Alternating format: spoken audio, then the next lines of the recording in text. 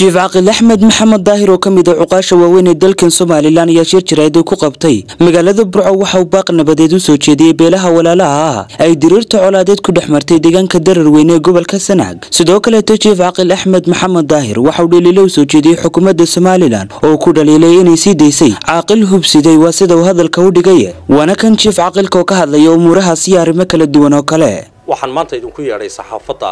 inaan halkan kaga hadlo arrimo ku saabsan dagaalkii labada beelood ku dhaxmaray Dararweyne ceelaf weyn degmada ceelaf weyn ka tirsan aan horena uga hadlay baaq nabadeedna uga jeediyay iminkana waan ku celinayaa baaqa nabadeed waxaan leeyahay islaamnimada iyo caqligu ha shaqeeyo oo istaaya baan leeyahay dadka walaalaha halka isku dilayo foolxumada joojiya waxa weeye dadka reer Soomaaliland labada raas ee halka isku dilayay mooyee inta kale waxay ahayd inay nabadda ka qayb qaataan waxa dhacday gobolkan ka dhacday magaalada Burco in laga ambabixiyay hub loo waday labada raas ee meesha isku dilayay mid kamid ah nasiib wanaag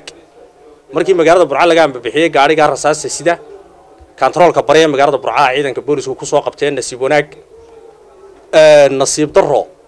markii gaariga ay boolisku soo qabteen waxa dhacday iyadoo nasiib darro noqotay in markii ay maxkamadda keeneen gaarigii iyo ninkii siday waliba ninka hubkaas sidina waxa dadkii nabadda ka qayb qaadan lahaa oo caaqil u ahaa ninka caaqilka ah gudoomiyaha maxkamadda gobolka Togdheer ayaa sii daayay shalay uu sii daayay garan maaya anigu rasaastuna waa dambiile ninkii sidina dambiile ma aha gudoomiyaha maxkamadda gobolka Togdheer bal halku ka keenay kitaabka isaga sheegi doona waxaan leeyahay haddii qofka dambiilaha ah ee ay ahayd inuu nabadda ka qayb qaato ee caaqilka ah ee hubka lagu soo qabtay ee rasaasta Dararweyne u waday labada arday halka isku dilayay mid kamid ah u siday ee waliba labada arday ee meesha isku dilayay ama labada raas ee meesha isku dilayay midnaba aanu isagu ahayn waxaan leeyahay haddii dambiilayaasha ay xukuumaddu qabqaban weydo oo marka la soo qabtana ay sii deyso waliba kuwii la soo qabtay oo uu dambiiluhu wasiir yeesho waxaan aaminsanahay caaqilkani amaba ay tahay wasiirada xukuumadda ka tirsan qaar kamid ah oo caaqil u noqday sababaha lagu sii daayo waa kamid baan aaminsanahay waxaan leeyahay war haddii dambiiluhu uu garab helo oo xumaanta halka laga wado dadka mas'uuliyiinta ka qayb qaadanaya ay garab helaan oo la sii daayo arrintaasi way baahaysaa arrinta waxaan leeyahay intaanay baahin waa in dadka farax xumaanta kula jirana la qabtaa kuwa la soo qabtana la ciqaabaa waxaan leeyahay ninka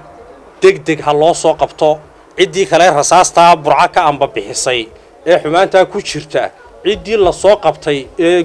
nabadgelyada iyo boolisku ay soo qabteenna gudoomiyaha maxkamadda gobolka Togdheer bal sharciyada uu ku sii daayay xafiisyada dawladda ragga jooga ee mas'uuliyiinta ah haddii ay ku shaqeeyaan fiqitolkii kama janno tago dalkan meel dheer baa laga doonayaa nabadgelyadiisa iyo jiritaankiisa waxaan leeyahay laga daayo qof jeclaysiga iyo waxaan la isku sii deynaya xaaraanta dalka laga daayo baan leeyahay